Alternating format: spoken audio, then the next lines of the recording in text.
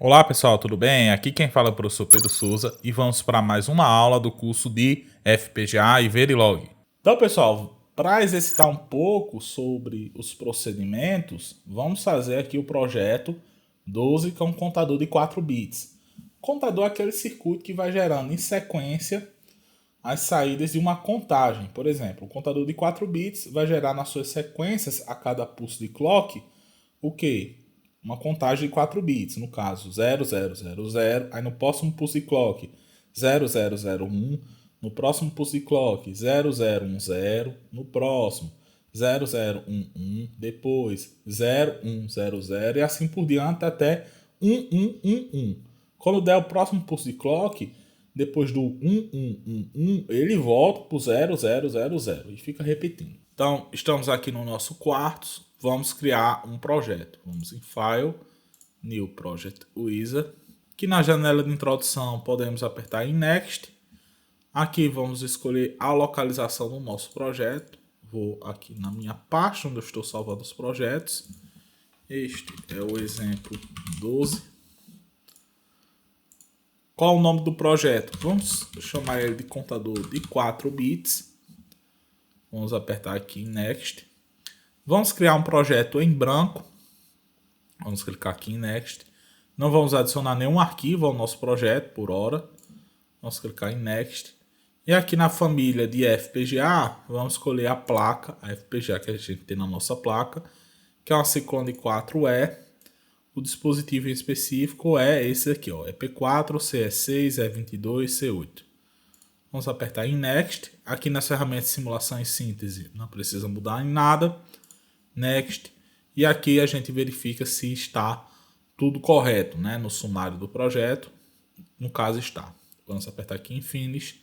Vamos esperar o Quartz criar o nosso projeto. O Quartz criou o nosso projeto.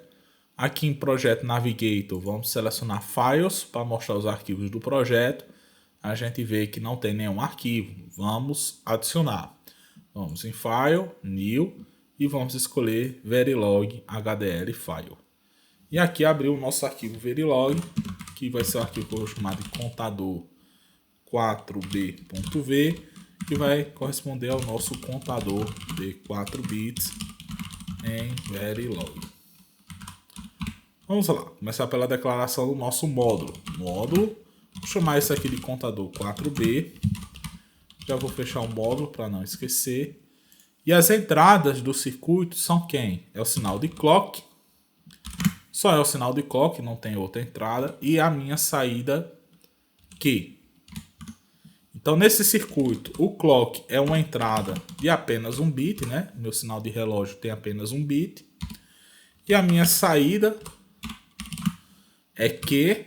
Só que como o contador é de 4 bits, então Q tem 4 bits também. Então, coloco assim, ó. Abre colchetes, 3, 2.0. Estou dizendo que Q tem 4 bits aqui. Então, vamos lá. Vamos criar o nosso contador de 4 bits. Primeira coisa, a gente vai ter que descrever o funcionamento do nosso circuito. Concordam? A descrição do funcionamento do circuito, usando a abordagem comportamental, vou até completar aqui, ó, usando a abordagem comportamental, ela vai ter que ser feita dentro de um procedimento always.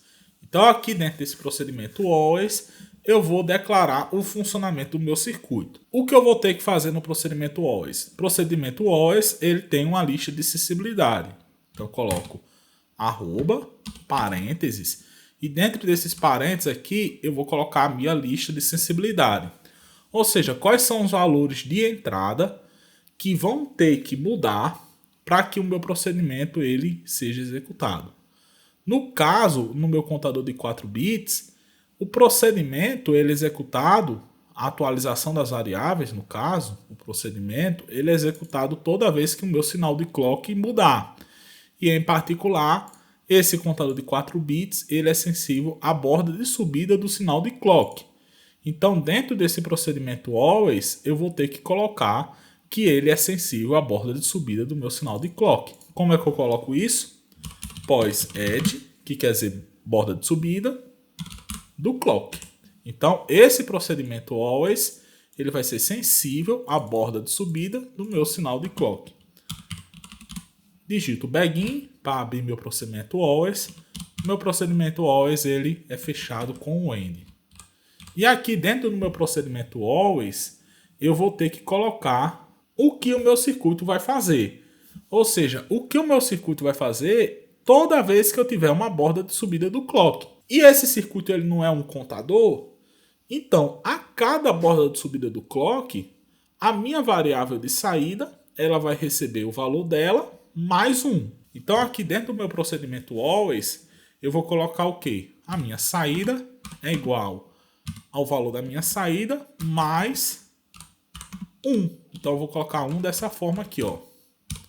Ou seja, Q recebe Q mais 1. Só que eu estou declarando esse 1 dizendo que ele é uma variável de 4 bits escrita na base binária com valor 0001, que é 1 quando você converte de binário para decimal. Veja que aqui eu não tenho o termo assign, eu não tenho assign nesse caso aqui. Por que eu não tenho assign nesse caso aqui? Porque é uma atribuição que eu estou fazendo dentro de um procedimento always. E dentro do procedimento always eu não tenho o termo assign. Eu coloco a expressão direta sem o termo assign. Qual é a diferença desse caso? A diferença é que essa atribuição, essa atualização aqui, ela só vai ser feita quando tiver uma borda de subida do clock. Tá faltando mais uma coisinha aqui, que é o procedimento initial. O procedimento initial, ele é declarado como sendo initial, begin, e eu fecho o procedimento initial da mesma forma, usando o end. Veja que o procedimento initial ele não tem lista de sensibilidade. Por quê? Porque ele é executado somente quando o circuito ele liga, quando ele é energizado. Esse procedimento initial ele vai servir para zerar os valores do meu circuito, ou seja, para zerar as minhas saídas. Ele é usado para iniciar o meu circuito. Então, quando o meu circuito liga, eu quero que a minha saída Q ela assuma o valor 0, ou seja, eu quero zerar o valor da minha saída Q. Então, quando eu ligo o meu circuito, esse procedimento initial ele é executado e esse procedimento initial vai fazer com que a minha saída Q assuma o valor 0000. E acabou-se. Ele só é executado quando é iniciado. Depois, ele fica executando esse procedimento always, que ele vai ser executado toda vez que tiver uma borda de subida do clock. Quando tiver uma borda de subida do clock, a minha saída Q recebe o valor dela mais 1. Então, vamos salvar o nosso arquivo. E já vou logo dizendo que esse arquivo aqui tem um erro. O Quartus ele não vai conseguir compilar. Só que a gente vai ler o erro e vai corrigir. Eu vou propositalmente codificar com erro para que vocês entendam uma questão do meu procedimento, quando eu estou utilizando o procedimento always. Então, eu vou salvar aqui como sendo contador 4B. Vou definir ele como sendo top level e vou compilar. E vai dar erro. Já estou logo adiantando para todos. Ok. Como eu disse, deu erro. Qual foi o erro que ele deu aqui, ó? Ele diz aqui, objeto Q no lado esquerdo, aqui, ó, então é esse aqui, deve ser um tipo variável, ou seja, deve ser um tipo que a gente está chamando aqui de registrador. Isso acontece por quê? Porque quando eu coloco só assim, ó, output 3, 2 pontos Q, eu estou supondo que esse Q aqui, da forma como eu estou declarando, que ele é do tipo fio. Só que procedimentos, ele só consegue manipular tipo registrador. Como é que eu corrijo isso? Existem duas soluções. Ou eu faço assim, ó, registrador Q, certo? Então, quando eu faço assim, ó, reg 3, 2 pontos Q, eu estou criando um registrador chamado Q.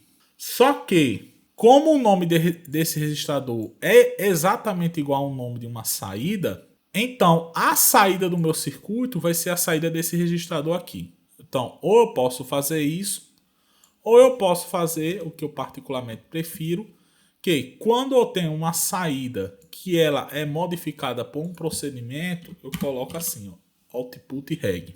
aí eu posso modificar a saída pelo aquele procedimento. Isso é o que eu estou querendo dizer, que eu estou criando um registrador de saída, ou seja, a saída desse circuito aqui é a saída desse registrador aqui. Sempre lembrando, procedimentos, tanto initial como always, eles só podem modificar valores do tipo registrador. Não podem modificar valores do tipo while. Então, vou salvar.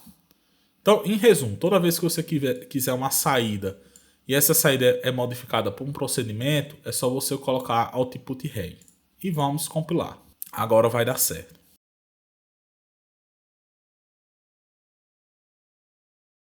Compilação encerrada. Vamos partir para a nossa verificação. Primeira coisa que a gente vai ver é o RTL gerado. Vamos em Tools, Netlist Views, RTL View. E aqui está o nosso diagrama de blocos gerado.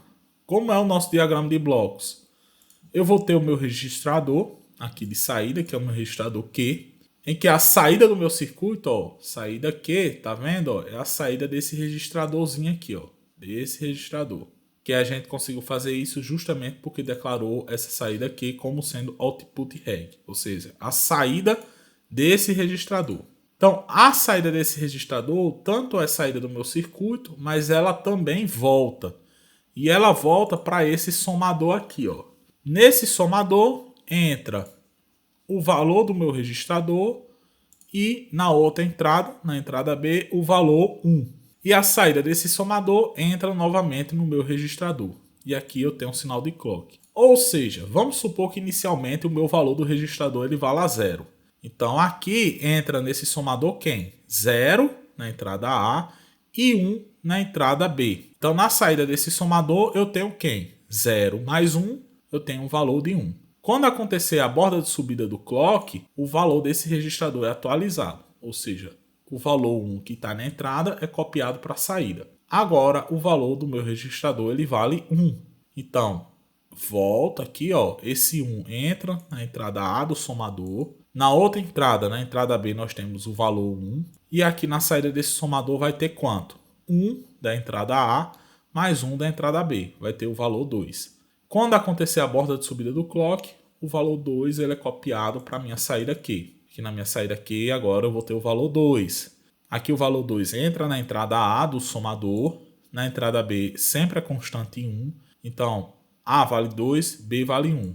Na minha saída do somador, eu vou ter quanto? 2 mais 1, que é A mais B, vai dar 3.